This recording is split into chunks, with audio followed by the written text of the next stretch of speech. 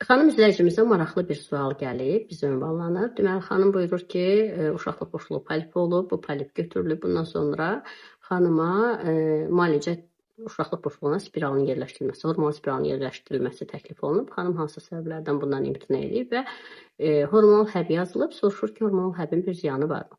Həm uşaqlıq boşluğuna yerləşdirilən hormonal vasitələr, həm də oral qəbul olunan hormonal vasitələr, ikisi də bu xəstəliklərin müalicəsində seçim variantıdır. Yəni, hər ikisindən istifadə olunur. Sadəcə olaraq bunların üstünlükləri və çatışmazlıqları var. İlk olaraq hormonal spiral, uşaqlıq boşluğuna yerləşdirilən hormonal spiral istifadəsi, tətbiqi daha rahatdır. Bir dəfə uşaqlıq boşluğuna yerləşdirilir və 5 illik qoruyuculuğu təmin eləyir.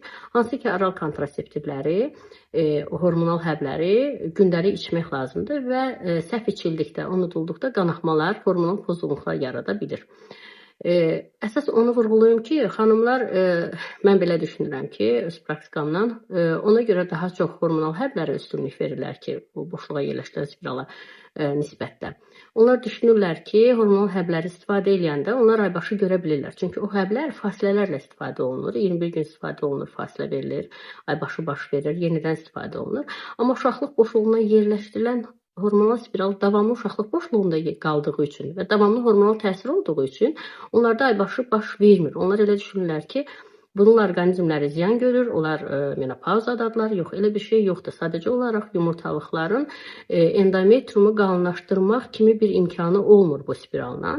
Ona görə də aybaşı baş vermir. Amma orqanizm yumurtalıqlardan lazımi hormonal dəstəyini alır. Yəni bədəndə heç bir menopauza, heç bir klimaks əlamətləri olmur.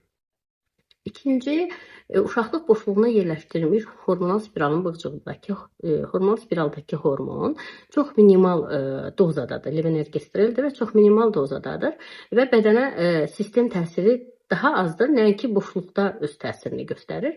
Amma hormonal həblərin, oral istifadə olunan hormonal həblərin hormonal dozası, yəni həmin hormonların dozası yüksəkdir və əsas da oral kontraseptivlər iki tərkibdən ibarətdir. Yəni tək progesteron, gestagendən yox, həm də estrogendən ibarətdir və estrogenin bədən üçün məsələn tromboz artırma riski, qaraciyər xəstəliklərini proqressivləşdirmək kimi riskləri vardır ki, belə problemlərdə məsələn bu dərmanların istifadəsi əks göstərişdir. Ona görə də belə halda mən xanımlara, yəni endometrial hiperplaziya səbəbilə, polip səbəbilə, yəni bu problemlərin həllində oral kontraseptivlərdən daha çox uşaqlıq boşluğuna yerləşdirilən hormonal vasitələrin tətbiqini üstün tuturam və məsləhət həmin o spiralları görürəm.